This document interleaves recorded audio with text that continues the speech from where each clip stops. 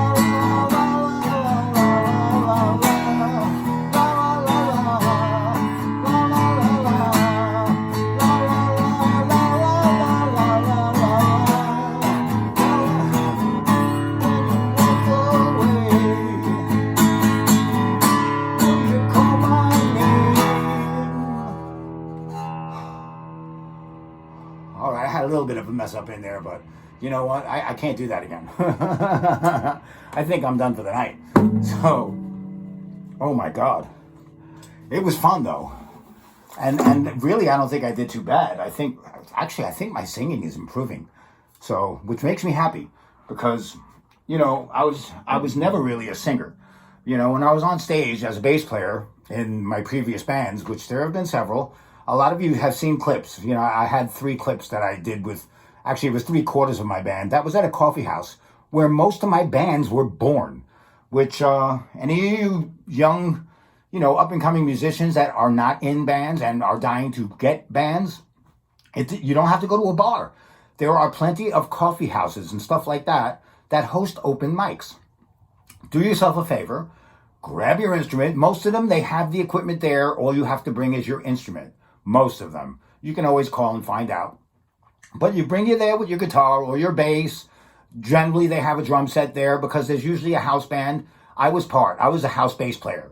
I played, I don't know how many people I've played with. They would come up to me and say, oh, please play with me. And of course I would. I didn't always know the songs, but they never knew that. You know, I would tell them I didn't know and they get all upset. I'd say, hey, I said I didn't know them. I didn't say I can't play them. I'm one of those bass players that learn things on the fly. You know, as soon as I know what the roots are, within seconds, it's like I know that song my whole life. And the trick is, I don't learn the song.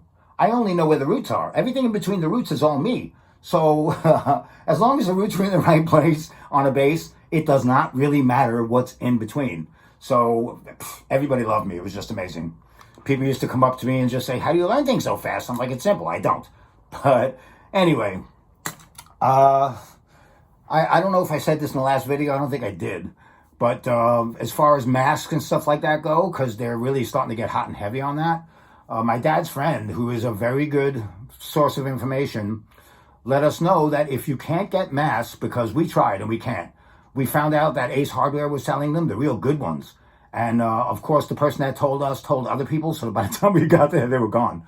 But anyway, what this guy said was you take a t-shirt, as long as it's made of cotton, you know, like an undershirt or something, you cut it below the sleeves, and you wrap it around your face, and you wear it like, you know, like a bandito, you know, from the old Westerns, like the Outlaws. You know, they put them around their face and they tie it up. But it has to be cotton. It must be cotton.